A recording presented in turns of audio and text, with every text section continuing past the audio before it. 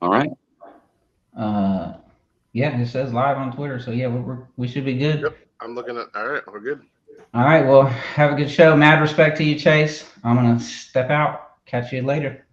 Awesome. Thank you so much. So thank you, Larry, and hello and welcome to everyone joining in for the next in our streak of evening live streams with all the candidates. This is the one we had circled. We're stoked. Big friend in North Carolina and a man who's been hustling for about 2 years now. The Libertarian Party candidate for president of the United States, Mr. Chase Oliver. How are you doing? Doing all right. 5 days out from the election, so we're just excited. Happy Halloween to everybody out there who is celebrating. Remember, there's nothing scarier than a two-party system. They will continue to be haunting us for years and years to come. And so just remember, the real trick is booting the two-party system, and the real treat is what happens when we embrace individual liberty. So There we go. happy Halloween, everybody. There we go.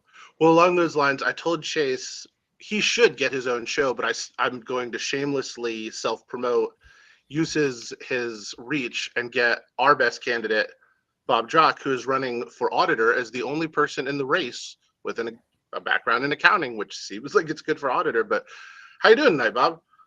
I'm doing great. I cringe a little bit. We've got a lot of great candidates out there, but I think what you are saying is that I'm the most qualified candidate for state auditor. Yes, In yes. the early polling, I'm doing, as well or better than any other candidate, and I'm turning a lot of heads on the campaign trail. So it's a lot of fun, and I'm pleased to be here with you and Chase. So one thing that you two really have in common is hustle. Bob's been all over the state of North Carolina, events, standing in line. Right before this, Chase was telling me about 3,000 miles in a week. And in particular, you very famously have visited all 50 states. And so I'm opening with a really important question. Did you find a real libertarian? I've only discovered one of them, and that's me. I'm the only real libertarian out there, as we all know. That's the way it goes. No, but you know what I have found is a lot of people who are more libertarian than they realize in their lives. And that's been a great thing about traveling the country, is kind of waking people up to the ideas of libertarianism and maybe shattering some misconceptions. I think the biggest one is that we don't care about people because we only care about the individual. But the truth is that we care about every individual. We care about every individual's liberty. We care about every different walk of life being able to live in peace. And as long as they don't harm the liberty of another person, it shouldn't be our business, and certainly not the government's business. And when people hear that message, they love it. So I've met many real libertarians as I've traveled the country, but the only 100% absolute true libertarian is, of course, me, because that's how we all feel, right? That's a good answer. Following up, and in all seriousness, you two have both been on sort of the hustle kick for quite some time. We've been doing a lot this week of sort of like get to know the candidates, like see the personal side. Can you talk about like the toll it takes on you psychologically, physically, what you go through just on the road? Well, do you want to start that, Bob, or I can? I mean, I got a whole lot of psychological trauma we can go through, right? Hey, let's get into your trauma. Well, mine's minor compared, I'm sure.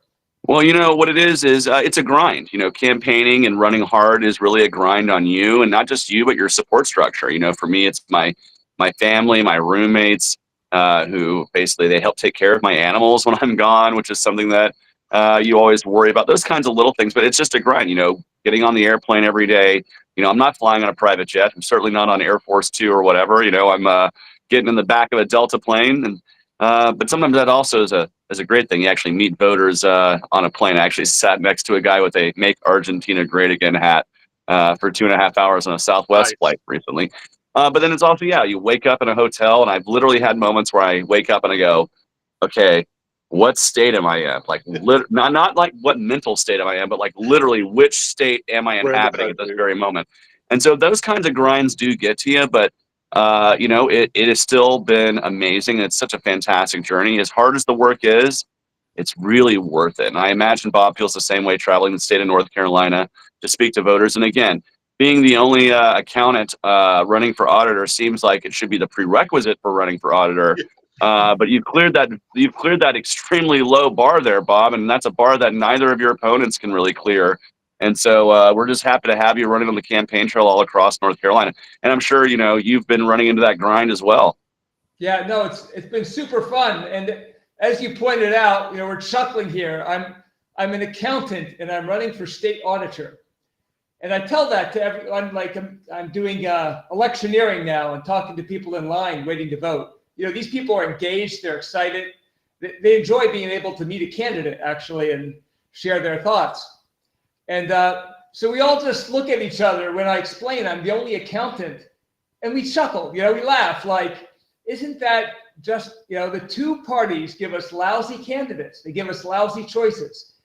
And that's the opening to go in and say, that's the importance of a third party. That's the importance of the Libertarian Party, giving you a choice, better candidates, people who are competent will look out for your interests in state government. And so it's a lot of smiles, a lot of fun. I'd say 80% of the people I talk to, even if they ultimately aren't voting for me, they're like, we should vote for you. We should. Oh yeah, I get a lot of that. And at least people are positive. Even if they're not voting for you, at least they're respectful most of the time. Like, 9 times out of 10, you occasionally get those folks who are less than friendly, right? Who are so partisan or set in their ways. I ran into a couple who were really upset that we were passing out libertarian voting guides when we were in near Cary, North Carolina, this past weekend. And one of the ladies got really upset, and I told her, please don't get triggered. But if you do feel the need to build a wall around your table to prevent people from coming to it, you can do that. But for me, it was a great time. And ultimately, it was a great time meeting voters. And like I said, 90% of people are just happy to meet you. Even if they don't take your information, they politely say, not interested, or thank you very much. But what was really great is at the state fair, so many North Carolinians. And so that was an awesome chance to meet a lot of the voters in your state face to face. And happy to say you guys are a big early voting state. A lot of people had already voted. Yeah, a lot of people voted by then. Hey, you mentioned earlier meeting libertarians or libertarian-leaning people across the state. And one thing I've been surprised at is how many people are not registered libertarian, but they come up to me and they say, I believe a lot of what the libertarians believe. I'm really glad you're running and representing these ideas. And I may even vote for you.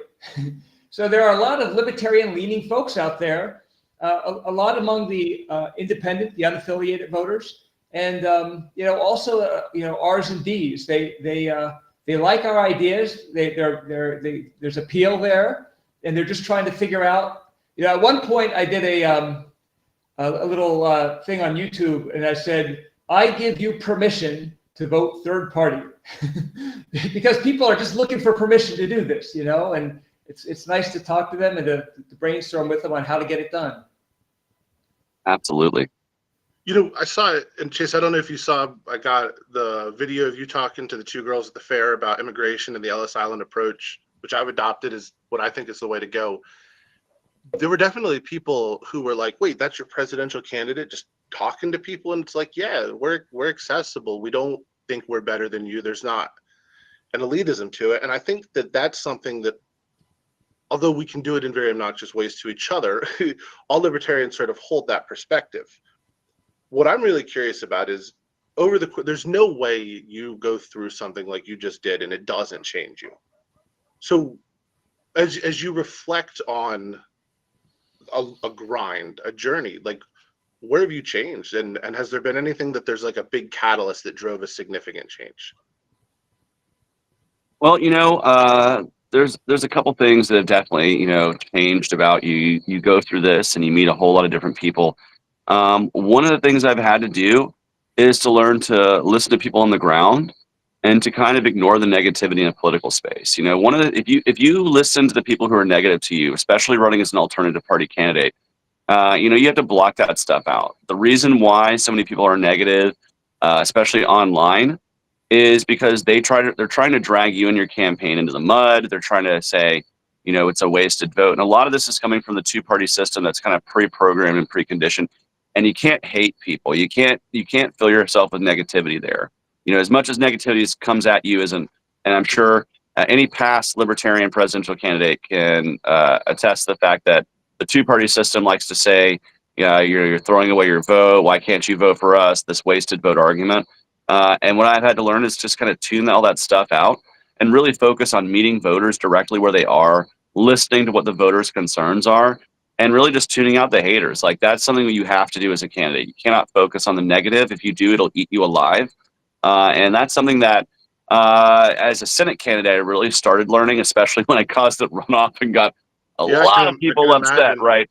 But that's something that throughout this campaign, throughout the primary process, I've learned how to do more and more throughout this thing. And it prepared me for the day I won the nomination. I knew the day I won the nomination, there was going to be a lot of people who are going to be saying a lot of awful things. And you just can't let that affect you because you have to know who you are, know thyself, and then go out into the world as a defender of liberty. And don't be afraid to do it. And that's one thing I would urge every candidate at every level is ignore the negativity out there, especially baseless negativity, and really focus on your messaging. And that's something that we've tried to do. And, you know, there's been headwinds in this campaign. There's headwinds in every alternative party campaign. And then this year we had, you know, a lot of unprecedented weirdness. You know, we had candidates dropping out, being replaced. We had other candidates dropping out, endorsing the duopoly. We had candidates being shot at, like all these weird things happening in this election cycle. To say the that, least.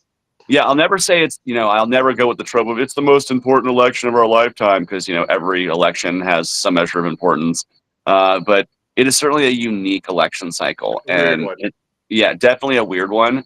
But I've just had to embrace that and kind of roll with the punches and go with it. And, you know, maybe that's something that's changed with me is maybe in previous campaigns, I focused too much on internal division or negativity or even outside negativity.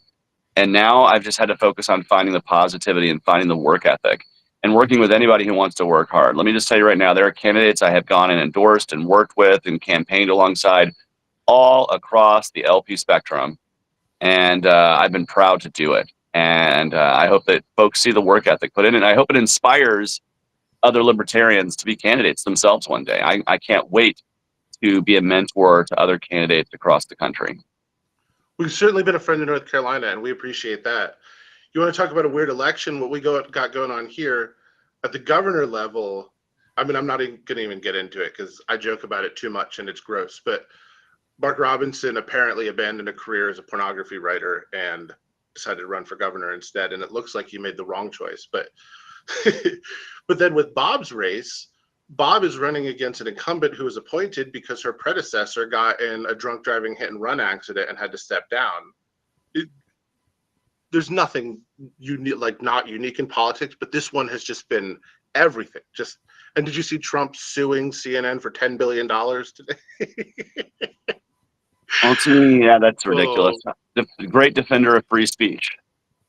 But we don't get to do things like that. Like you said, we got to be positive. We got to stick to the message of liberty. And I mean, Bob, you had some funny comments where you were like, well, do you want me to answer about libertarian or simply how I will audit and keep the books balanced? So I've run a little bit of a non-traditional libertarian campaign. It's I rely on the other libertarians in the race, and that's why I'm pleased to be here with you, Chase, to really sing the libertarian message. But as an auditor, I'm really focusing on competence in government. And I get into these nice discussions with people about the role of government. And in fact, one thing I've learned is how important the government is to so many people, right? And that's one.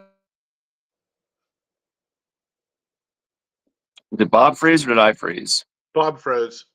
No. We can hold that thought. We can give him a second to come back. There you go. He's back. Okay. Bob. There you are. So what were we talking about? You were saying the government is important to so many people, and it's true. Pulling the rug out is a problem for us. It's a problem we have to overcome. Because, Chase, you put out something maybe 6 weeks ago or so about Social Security. And I was like, this is exactly what we need to do. Like, you can't say end Social Security tomorrow. No one will support you. And some people, it's reasonable. They put a lot of money. They put a lot of time. They have parents that rely on this stuff. But if you have an unwind plan to replace it with the market solution, that's a message we are good on. Oh yeah, absolutely. And you know, one of the things that we have to get across to people, and this is again like overcoming the misconception that we don't care because we focus on individual rights. We also need to recognize that, and this is a message I try to say, that just because we don't want government to do something doesn't mean we don't want it done. And we just think the government's highly inefficient at doing that. Like take welfare or helping the needy or helping those who are the lowest economic rungs, right? We want to help our community. We want to make sure that people can survive and thrive and that the kids aren't going hungry and that people aren't going without. We just recognize that centralizing that through a government program is a big old waste of money, that it's just inefficient, that we don't want people I don't want the same people taking care of the poor to be the people who run Amtrak and the United States Postal Service, right? Yeah. That's the people who I don't want in charge of my health care or my kids' child care or my kids' education decisions, my theoretical kids, my nephews and nieces, right? But that's exactly how I feel, is like, I don't want the government in charge of those decisions because the things they're in charge of, they do a pretty crappy job of. And so why would we expand their power? But we do need to explain to people that, yes, we want to transition ourselves away from government, not because we don't care about people or we're stingy or we're hateful. No, it's because we think that there's better avenues to do these things, to provide these services, to whether it's transportation or whether it's healthcare or whether it's providing food assistance or whatever it is. We just think that it's better to be organized outside of a centrally planned government, certainly one that's focused in Washington, D.C. It just isn't working. We need a bottom, a community-based, localized-based governance. And, the most local governance is your own self-governance. If you're exercising your own, not hurting anybody, you shouldn't need any regulation on your life. The family is the next smallest government, where you are working within your own family, your own blood-related structure, to create rules and values and norms and mores. And then it's community, the people you live around, the churches that you go to or don't go to, the values that you focus on as a community, and goes from there. And if those people are living in peace, there's really no need for any government to control them. And in fact, they're going to be the best allocator of resources to help each other out. Absolutely. So that is ultimately the message of non-aggression. But too many people think of that as a selfish thing. And you're right, we do need to transition ourselves away. I once was in a room full of people my age, millennials. I said, raise your hand if we got rid of Social Security tomorrow, if you could totally take care of your parents' medical expenses and living expenses. Raise your hand. And not one hand in the room shut up. And I said, my hand isn't going up either. We have to allow our parents and grandparents to live on the Social Security they've paid into, because they don't have the ability and the time to save alternatively.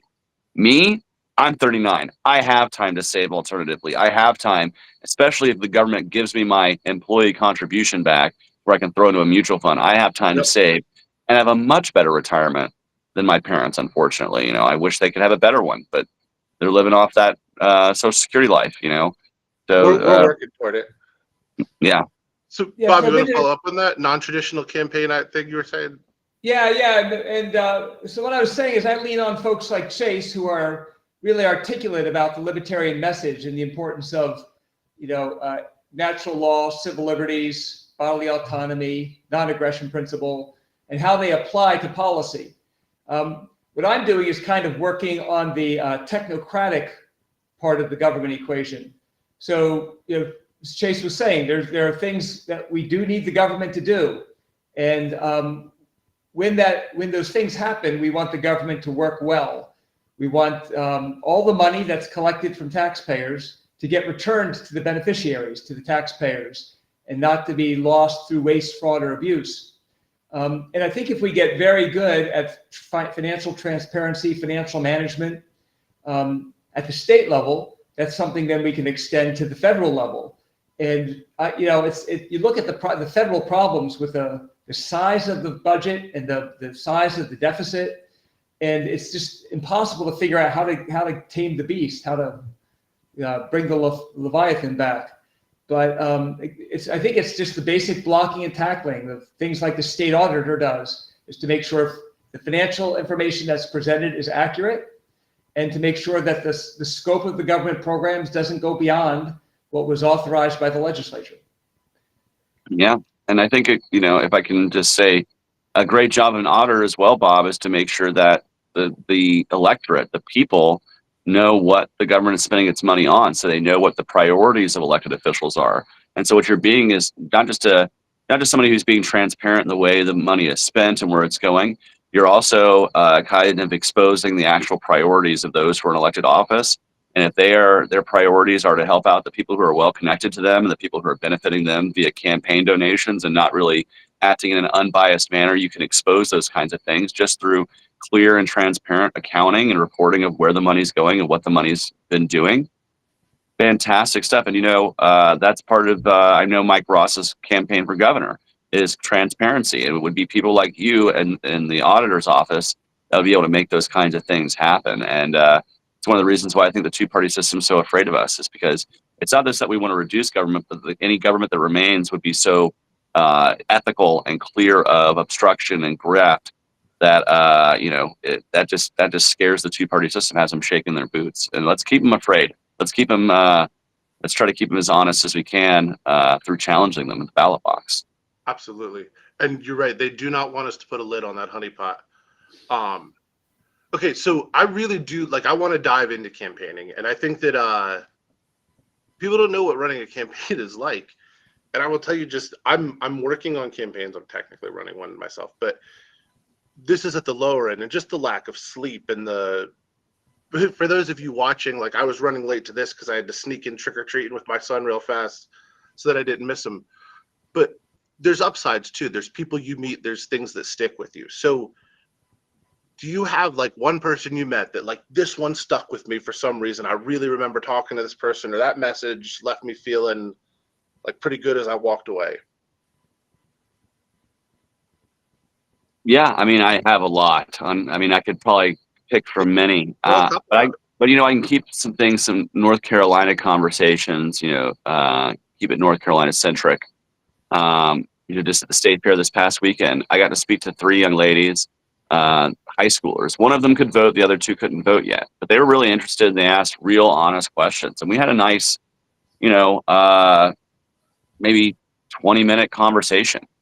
And it ranged from all sorts of things, even as personal as our faith expression, and even areas where we disagreed. And I could honestly talk about our disagreements. And really, it's great to see younger generations speaking up and speaking out. I had another, just a great conversation with a voter in Texas recently.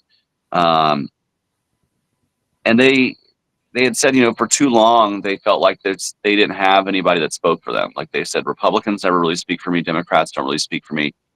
And I'm voting Libertarian because I realize I get to speak for myself if I'm a Libertarian. And I don't have people speaking for me. I get to speak for myself. And that was very powerful to me, because I think one of the biggest messages of libertarianism is you can be, as personally conservative or as out of the box, out of the norm as you want to be, just so long as you don't utilize the force of government to push that on other people. And so to me, you're right. It's the only political party where it's not about these people are speaking for me, but you get to speak for yourself, because we embrace individual liberty. And so those kinds of conversations, I'll tell you one last one, because I'm an anti-war guy. And this was in Indiana. And I'm outside of a Holiday Inn with some supporters, and we're hanging out. We're cutting up, having a couple beers, and this couple walks by, this older couple, and one of the people there says, "Hey, if you've ever wanted to ask a presidential candidate a question, he's right here. He's running for president." And that happens quite a bit as you're campaigning around, right? Yeah. Folks are like, "Hey, if you want to meet a presidential candidate, right?"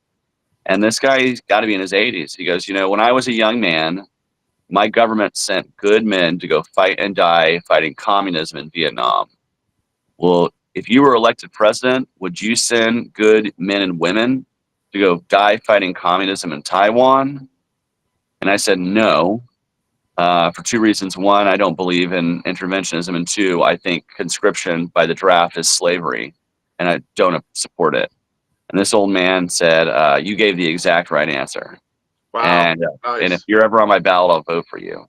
All right. And so for a man who, and after speaking to him, he was a Vietnam veteran himself. He had been drafted to go fight. And so for him to make that his #1 issue is, I don't want to see somebody who's going to send somebody off in the draft.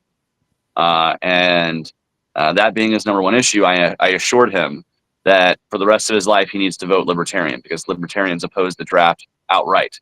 And so maybe this guy's in his 80s, you know, but can teach an old dog new tricks, and you know, kind of a thing, and get them to vote libertarian because they realized we're the only true anti-draft party.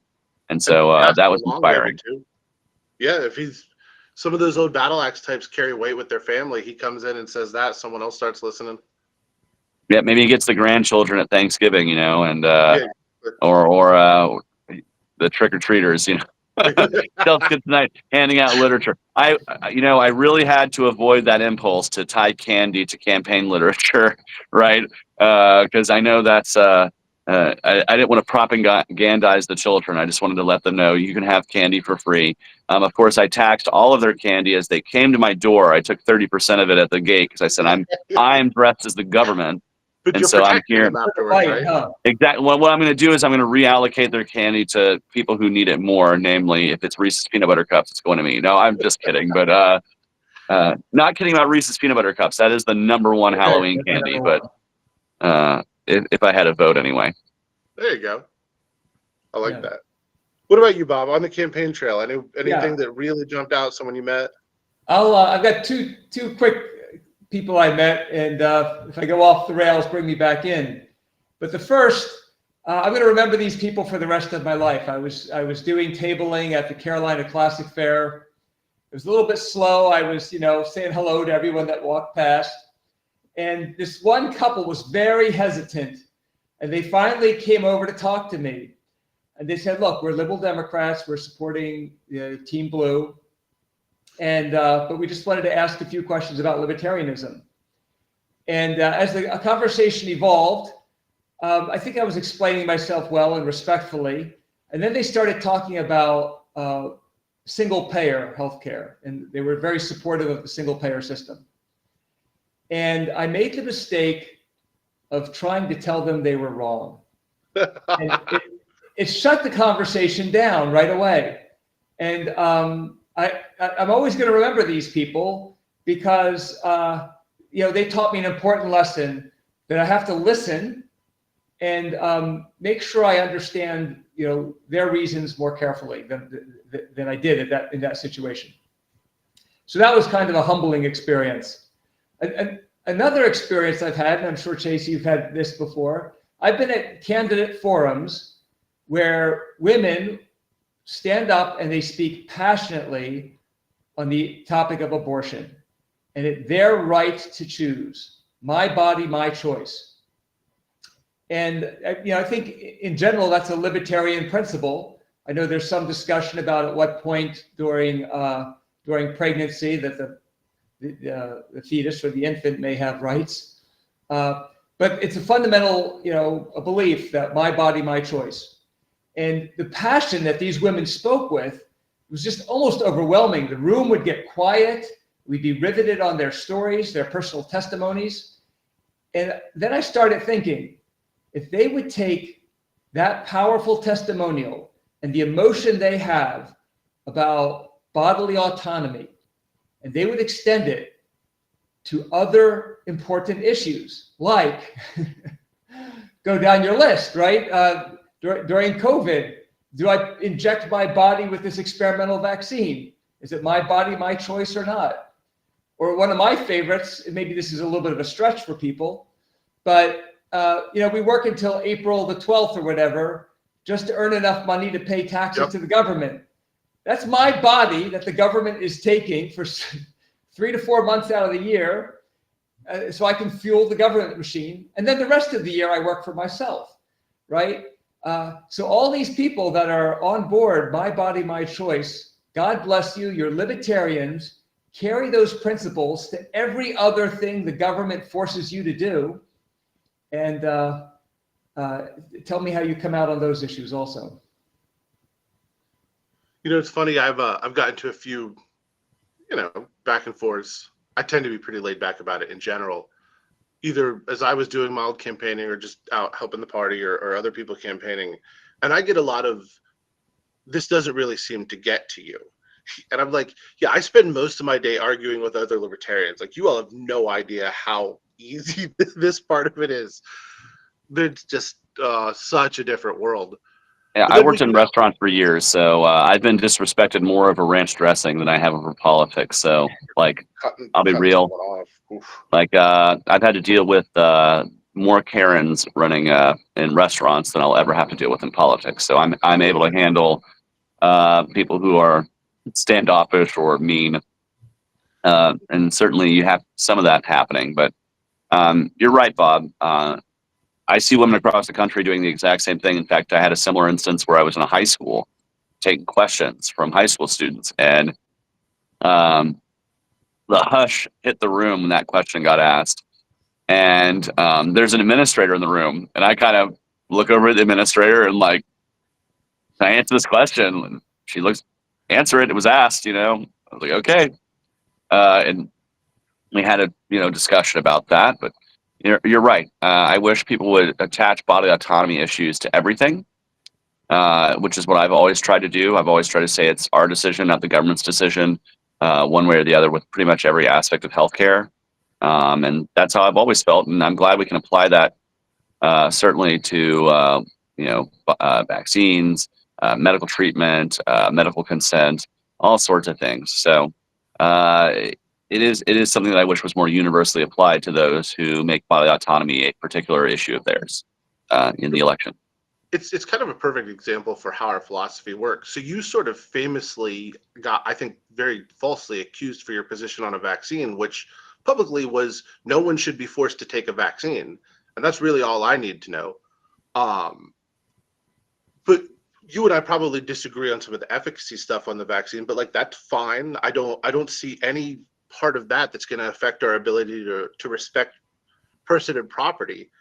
And it's interesting how our message comes through, and some of the difficult issues, the culture war issue stuff that they throw out to divide people. It's like, wait, if you step back and come from a libertarian perspective where it's like, yeah, I disagree with you on something, but I fully respect your right to try it your way. Just don't hurt people when you do it. Like that's all we're asking for is don't hurt people. Yeah, don't use force. Good ideas don't require force, and don't use it. And that's really all we ask. It's the non-aggression principle in a nutshell.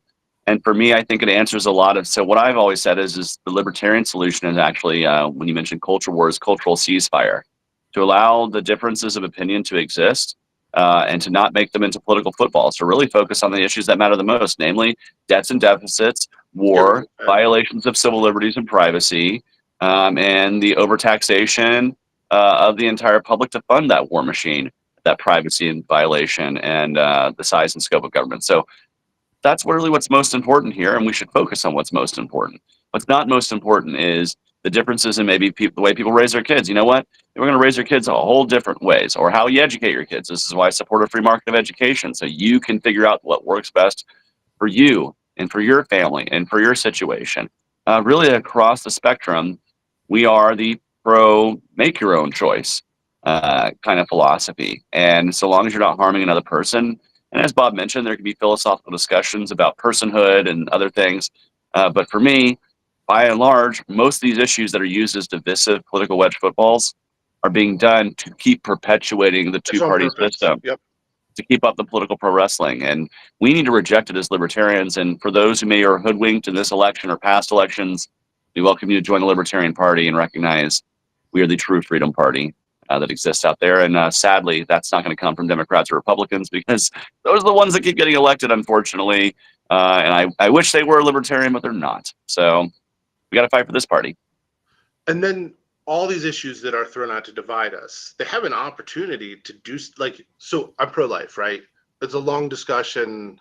I'm not necessarily pro-life in the way most pro-life people would consider pro-life, but this I know for a fact. Republicans are never going to do anything to really prevent abortion, and Democrats are never going to do anything to make abortion fully legal, because they need that as a wedge issue to drive people to do things like y'all are talking about and come up and talk passionately at these events, because they've created this world where it's like, if a Republican gets in, you'll die on the way to have the child that wasn't, and then if a Democrat gets in, they'll come to the house and forcibly abort your baby. And it has gotten so insane. But you're going around the country, you're talking to voters. Like, what are you hearing from people on the ground in terms of the polarization and the other side to them? Oh yeah, well, there's definitely a lot of people who are voting out of fear. They're voting out of fear of the other party, and it is unfortunate. And sometimes, and I think immigration is actually the biggest issue that never gets solved. So they can kick They're the eating can the down the road. dogs. I mean, I argue that that's the one that is being most used as political football in this election, and it's one that could have been solved decades ago, right? Like. There was a time when you had a Democrat Congress and a Republican President, George W. Bush, that wanted to do comprehensive reform, and then it got torpedoed. And ever since then, it's been used as a constant political football. And, for me, the Ellis Island model is really what's going to work best. It would solve a lot of the issues. The only thing it wouldn't solve is the continued need for the two-party system to attack each other over immigration. Either you want to let everybody in on the border and let them vote tomorrow, and you want to make them all Democrats, and you're going to do this, and you're going to do that, and you're causing all sorts of problems, or you want to build a giant wall and you want to be both of them are using that position to attack each other, right? And there can be kernels of truth in both of those accusations, but the fact is neither side is really working towards getting the other closer towards some sort of like solution, and that's really the problem with political polarization, is that it doesn't facilitate that need. It actually facilitates the need to pull each other apart even further. So even on big issues that even libertarians agree need to be addressed, like immigration, because there's not a third voice or a third party or a third way, it just continues this polarization. And this is one of the reasons why I argue we do have to tear the two-party system down. We do have to enact reforms across the country that allow for that to happen, like ranked choice voting, the voter bill of rights, other things, to make it happen. Because otherwise we're just going to keep getting stuck in this cycle, and it kind of sucks. Like, it really does. It really sucks because voters are frustrated. They are so frustrated. If I could use one word to describe the electorate in this country, it is frustrated. I believe it. And the numbers show the same thing. What about you, Bob? As you're out talking to people and you have a unique perspective, like, again, it's an auditor. It's a very specific job. Do you like this polarization and the fear of the quote unquote other side leak into those conversations? Yeah, a little bit. I mentioned earlier that I did a little video where I gave people permission to vote third party, because it's almost like they need permission. The two-party system is driven by winner-take-all elections. We know that. And there's just a fundamental need. Andrew Yang was speaking on this recently, and it may go back to some other philosopher, but the need for people to struggle, right? So if you don't get people to struggle with you, you'll get them to struggle against you. So we can talk about, that's a tangent, but it's not only the two parties and the ideologies and the winner take all that drives the division, but the media loves it. The media feeds it. And Rob, I'll talk to you after this podcast. I'm writing an article now. My next blog post is about how some articles on the state auditor race, they'll talk about the two candidates that are running for state auditor. And I go, wait, there's three candidates for auditor, and one of them's accountant. The other two are lawyers, right? They just talk about the lawyers that are running for auditor. They pretend that the third one doesn't exist. Oh yeah, well, yeah. Yeah, I mean, they pretend it doesn't exist. And it's okay if Wikipedia, the editors of Wikipedia will say, hey, if you're not getting 5%, then we're not going to count you. And there are editorial decisions, and they can explain it, or they can just say, hey, there are other candidates. But WUNC did this. This is a big news organization in North Carolina. Public radio, public broadcasting. They should be credible, right? They said, here are the two candidates for the auditor race. They completely ignored the most qualified candidate, the libertarian candidate. So if your public radio station is lying to you about which candidates are running, why is it in their interest to do that? I'm still scratching my head, but it is. It must be in their interest to do it because they're doing it. Yeah, well, it's not exactly in the public's interest, and public radio should be. And I'll say this: I'm happy that the Atlanta Press Club, who's part of that is the public radio in Georgia. They believe, if you're on the ballot, you're on the debate stage. That's kind of their thing. And I got to debate Senator Warnock in 2022 when I ran for U.S. Senate, and Kicked Herschel his Walker, ass. of course, and Herschel Walker didn't show up. He was an empty podium. And after that election, a lot of the news agencies wrote Senator Warnock debates empty podium at Senate debate. I saw And that. Yeah. there was a picture used that had Warnock standing next to the debate, but there's like part of just my shoulder right in the picture. And so what I had is supporters email the AJC and other news agencies to say, hey, whose arm is that next to Senator Warnock? Right, Is there right. somebody else on the stage? Maybe Yeah. you need to tell the full story. And then all of a sudden, the headlines change to Senator Raphael Warnock and Libertarian Chase Oliver debate Herschel Walker's empty podium. Nice. Very nice. And Well done. so, but it took crazy. people going, hey, whose arm is that? What's up with that? Hey, I remember him talking to somebody on the debate Yeah. stage, and Why is Herschel's it in their ghost interest wasn't to there. lie What's about going that? on? Like, Why? but it took people prodding the mainstream media sources in Atlanta and in Georgia to like, they were very inclusive in their debate, but you're not being very inclusive in your coverage. And so I was happy that supporters were able to do that. But yeah, that's exactly what mainstream media tries to do. And you're right, they benefit from that because who do their advertisers, their advertisers pay for them, and who do their advertisers also pay for? The members of Congress and the members of our government. That's who they're paying for. They do it through campaign donations. They do it through lobbying. And so they don't want to have to pay 3 people. They only like paying 2 people. God, they don't want to have to spread themselves out even thinner. And so they like keeping it to 2 parties because that way they can buy and game the system a lot easier. And they buy and trade Congress people like cattle at an auction yard. Yeah. So it's interesting you bring that up, Bob, too, because this is something I deal with like often. And I'm trying to build the press relationships, and we certainly have people that treat us fair, but then we have others who pick and choose. And so, Chase, you were going after a bigger organization. The way you did it works, but with a local one, like you risk losing a potential friend for good, and then they're really not going to write about you. But one thing I noticed about your campaign compared to all prior libertarian campaigns is that being 2024, like you really had access to media, self-created media and smaller media. How does that like change the way you look at it? Because I mean, you were on a lot of podcasts, a lot of little shows here and there, and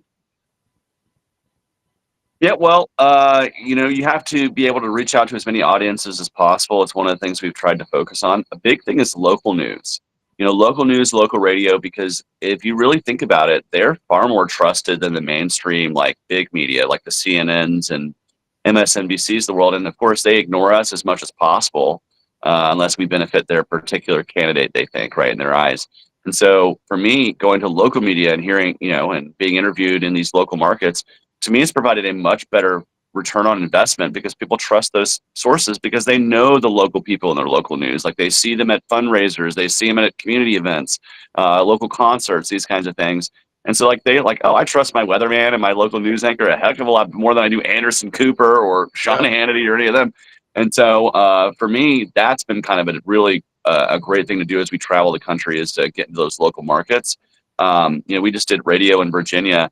One of my favorite appearances because we started having callers calling in saying, hey, I was already going to vote Libertarian, but now I'm even more excited, or, hey, I just voted for Chase, or this guy sounds great. We even had one person when I was in West Hollywood recently, they changed who they were voting for because they thought they were walking into a Kamala Harris text banking thing. And they ended up wandering into our event that we were doing in West Hollywood. And the host of the event was like, oh, no, sit down here and just listen to Chase for a few minutes and ask him any questions you have. And after a 15-minute speech and a Q&A with me, he walked out going, you know what? I'm going to vote for Chase. It's better to invest my vote in the Libertarian Party than the Democratic Party in California. Awesome. And so I want to keep doing that across the spectrum. And we've had that left, right, and center. So that's been great. So that's actually a pretty good story. I want to follow up and ask for another story because we get back on the campaign, and there's got to be a few times that one of 2 things: either you were like in hysterics because some just unexpected, or you're looking like, did that really just go wrong? I'm checking out for the night. I'll catch up with you all tomorrow. Oh yeah. Well, I can tell you one thing that really was crazy. So I don't know if you remember recently when like the Delta, Southwest, and United, like all their computers went down. Yes. I was supposed to be flying out of the state that day. And it was supposed to be an early morning flight. So I'm like getting out of the Uber at like 6:15 in the morning. And, I got my bags, and luckily I didn't have to check a bag because I'm like, wow, the check bag line is super long. What's going on? And then as I'm walking through, I see television crews. I'm like, oh, something must have happened. Yeah, Some that doesn't crime must bode have well. happened. Yeah. Somebody must have gotten shot at the airport or something this morning. Something crazy is going on. And then as I'm going through security, I see the security line's like a mile long. I'm like, okay. And then my phone goes, okay, Delta's having some problems. So I get to the terminal. At that point, my plane was still supposed to take off when it did. Okay. And so I'm waiting there, and then they say, well, no, you know what? We're gonna delay you by 3.5 hours. So I call my team. I'm like, what do I do? They say, well, stay there and wait. So I take a nap, take a full-on nap, have my All right. alarm set, eye mask and everything. And I wake up, and by the time I wake up, my flight's been delayed like another 7.5 hours. And at that point, my team was like, I don't think you're going to make it to the event. You think? So basically what I did is I woke up in the morning to get in an Uber, to go to the airport, to fight an hour through TSA security, to get to an uncomfortable chair, to take a 3.5 hour nap in public where everyone, God knows, can see me snoring and God knows, And then I wake up and get told, nope, all of that was for nothing. All of that was just a big mistake. And all I could think of was, man, if there was ever a day when I could have missed my morning alarm, slept through, and gotten out of that and not feel bad about it, right? That would have been the day. So there's days like that. That's happened in the past, and it drives you a little crazy. But then you get right back on the horse the next day, and you get in the car, get on the plane, and you got to do what you got to do. So, but yeah, that was the day when I was like, oh, if there's ever a day when I want to rip my hair out. And of course, my team, who I love, they're also, trying to communicate with the people that I'm supposed to be meeting. Like, we're so sorry that Chase can't make it. Delta decided to crap the bed today because something happened with their computer systems. And then, we're trying to rebook hotel rooms and change entire situations around because I was supposed to go from there somewhere else. So I then had to, instead of flying out from there, I'm now flying back out from it. So it was a whole rigmarole. So it wasn't just stress for me. I know my whole team was tearing their hair out too. So just happens though. And you know what? You got to roll with those punches. You have to expect that every day will not run smooth. But I will say that is the only time I have missed a flight. It's because the flight just didn't happen. Wow. And so I have to say, lucky, knock on wood, I got one major trip left out to Texas before this whole thing ends for election night. But absent that, we did pretty good. But that day, man, I was stressed. I believe it. I'd have called my team and been like, just find me at the bar. Like, what about you, Bob? Any ridiculous stories from the campaign trail? Not too much, but something, I guess, relevant to the Western North Carolina disaster. I went to a candidates forum in, I think it was Rowan, it was in Western Carolina. And they said, well, we might have to call it off because of the hurricane.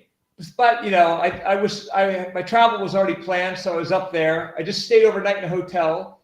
They called it off. And so I woke up the next morning and the hurricane's blowing through outside.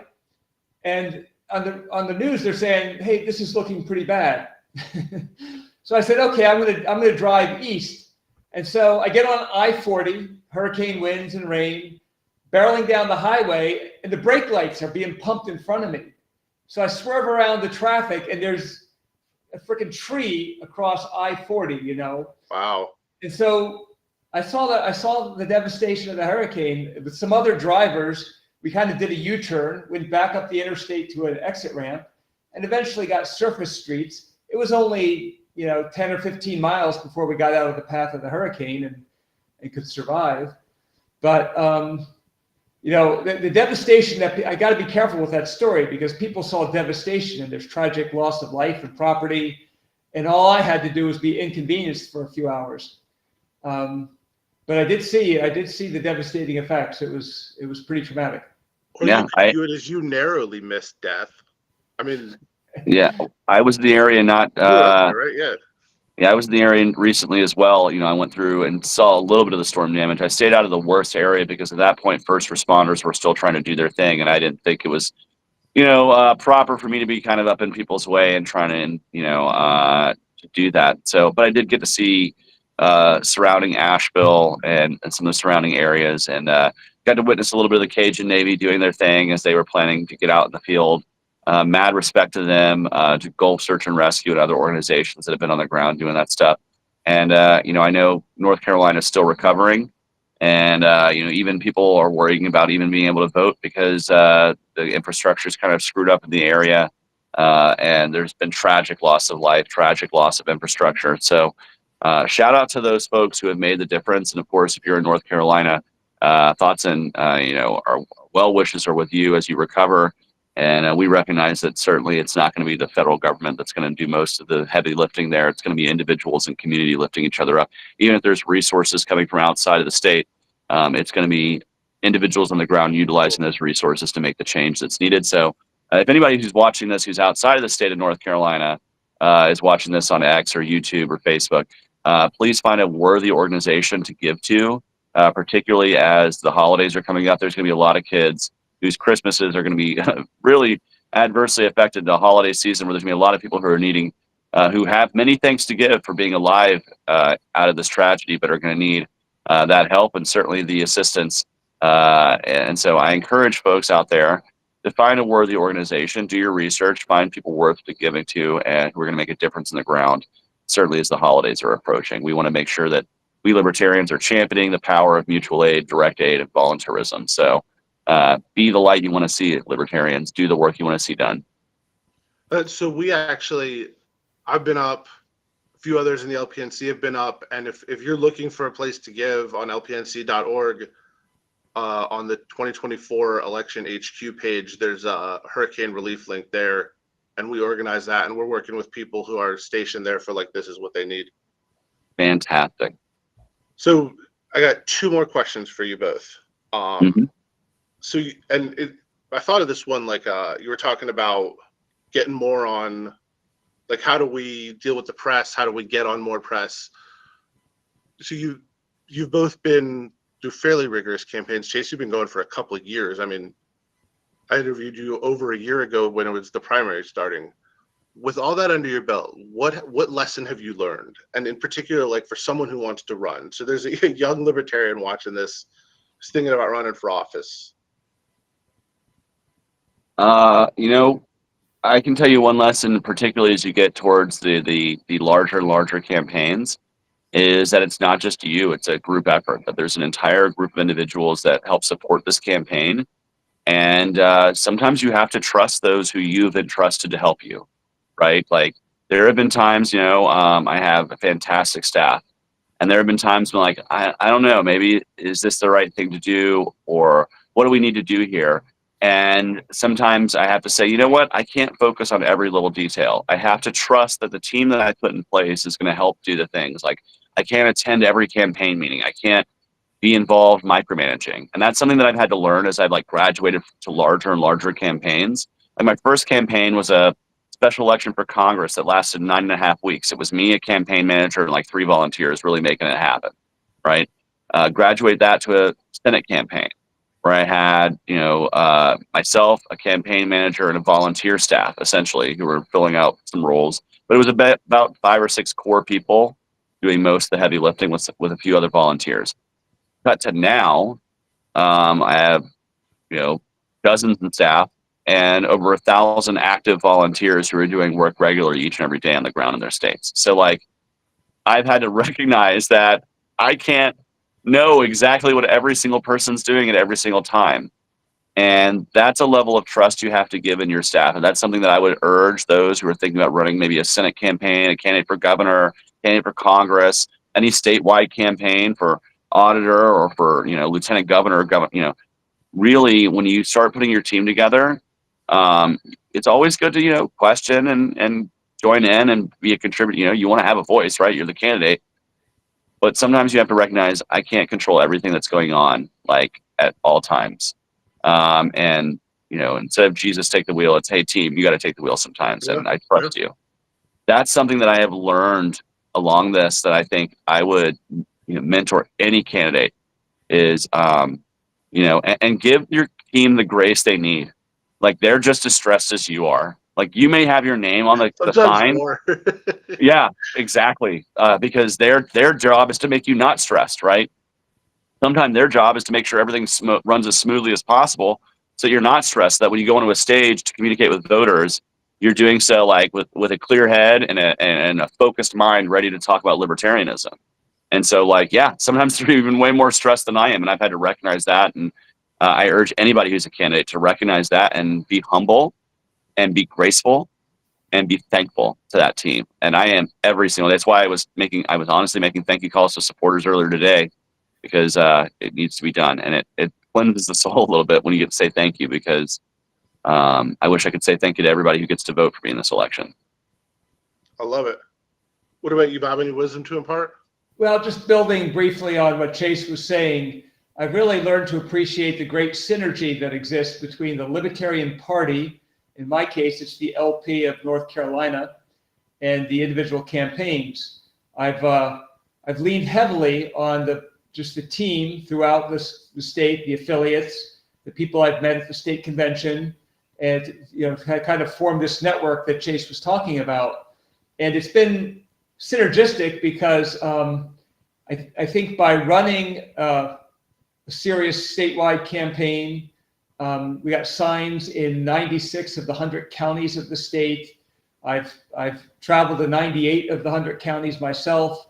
I've met with about 36 people throughout the state that are actively doing things for me now. And having that communication and building that network, it's been super rewarding for me. It's made my campaign very effective. And I hope it's been as much fun for the people that have helped my campaign as well. So I see that as a real opportunity to both build the party, lay the foundations for future campaigns, and also give meaning to this libertarian idea we have in the form of working with all the candidates and getting our ideas out in front of people. I saw your sign, Bob, at a gas station on my drive back from North Carolina. There we go. Great. And I Thanks. did want to make sure you knew that. It was at a very busy gas station, so I dropped a couple signs right there at the entrance.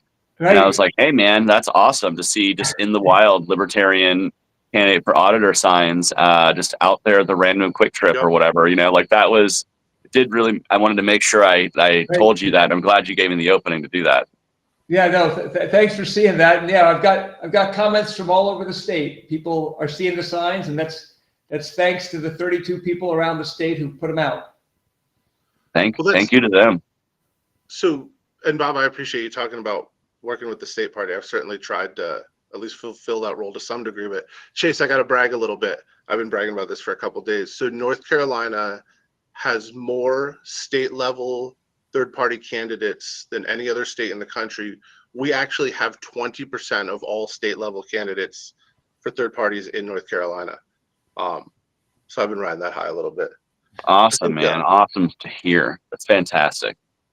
I think the biggest thing I've learned in the campaign is like set goals and have a reason for them. And they don't have to be crazy, but it's like, I'm going to do an email blast every Tuesday and see what that, and like hope it does this. And if it doesn't, we'll change strategy. But yeah, you learn a lot, you go through a lot. It has been a heck of a grind. My last question, it's the morning or maybe the afternoon sleeping in of November 6th. You wake up like, okay, look, I'm voting for you 100%. I'll be sharing the ballot selfie. I'll tell myself you're going to win, but we also know the odds against the uniparty. So assuming things don't go the way we hope, what does November 6th look like for you? Well, the theme of my election night party in Dallas, Texas is this is just the beginning. And I truly believe that. I told people when I ran for this nomination, you're not just getting me through November, you're going to get me the next 4 years, because I want to help build up our party structure. And so there's a couple of things I'm going to be doing. One, I'm going to continue to be traveling around the country, meeting and networking with libertarians to help grow our state party structures, to put people in the positions of our state affiliates and hopefully our national affiliate going forward, that are focused on growth KPIs like improving membership, improving donors, improving media coverage, improving impact. Like those are the things that I want to look for. It's not ideological. It's not caucus based. What I want to see is who wants to be building and who has the experience to do that, whether you're running a nonprofit, running a business, running a political entity, like who has shown growth. And that's what I want to see us putting into positions to do that for the Libertarian Party in states all over the country. And so that'll be part of my focus. And then the other part of my focus is going to be getting back to being an activist and doing the work of an activist and creating hopefully an organization that can help support activism across the country to help connect individuals who want to do more in their community with those who are already trying to organize and make those changes. And that's not just a libertarian thing. That is a single issue coalition kind of thing that's going to find areas where libertarians can put their stamp on these issues, can join in single issue coalitions, can fight for things that communities across the country would like to see changes made in their neighborhoods or in their state or county governments. And so I'm going to be getting back in the streets being an activist, which is something I have not been able to do the last 3 years as a candidate, is get out there on the street level with a bullhorn in hand and organize. And so I hope those who are interested in seeing that kind of work, getting out from behind the keyboard and getting back out into the street, that kind of work for liberty, can join me and, and whatever structure that comes in, which is what we're still trying to figure out the best vehicle to make those kinds of things happen. But what I would say is yes, I'm going to get a nice nap after this, spend the holidays with my family. But 2025 is going to be a year for us to embrace libertarian activism in a way that a lot of folks have not. And we're hoping to activate people again to get out from behind the keyboard and to get out into the street, making the difference and being the force for liberty that we need to see. So that's going to be what I spend the next 4 years doing at least. Do I ever run again? Who knows? I'm 39. I can run in 4 years, 8 years, 12 years, and still be far younger than any of the candidates that I'm currently running against for president. So the future is bright for me and certainly for the Libertarian Party. And I look forward to doing the work to help spread the message of liberty, both as an activist and to help organize our party to be the best functioning alternative to the duopoly for many years to come. I love it. I look forward to watching it. Everyone watching, you know who to vote for. Chase Oliver for president, Bob Jock for auditor, Mike Ross. Shout out to Mike Tremont for vice president as well. I really appreciate you being on here. You've been good to North Carolina. We appreciate it. Really looking forward to the next few days, and let's see what happens. Oh, absolutely. And thank you so much for having me. And thank you, Bob, for running and for being a candidate as well. As somebody who's running top of the ticket, I have love and respect for anybody who gets out there and puts the liberty message forward. And thank you for being somebody who wants to be open and honest about transparency in government.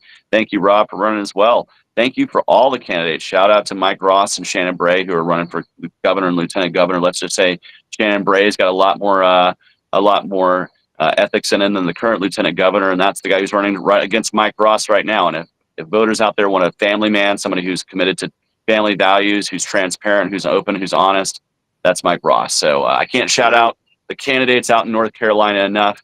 Best of luck to all of us on November the 5th. And let's hope we have some libertarian victory.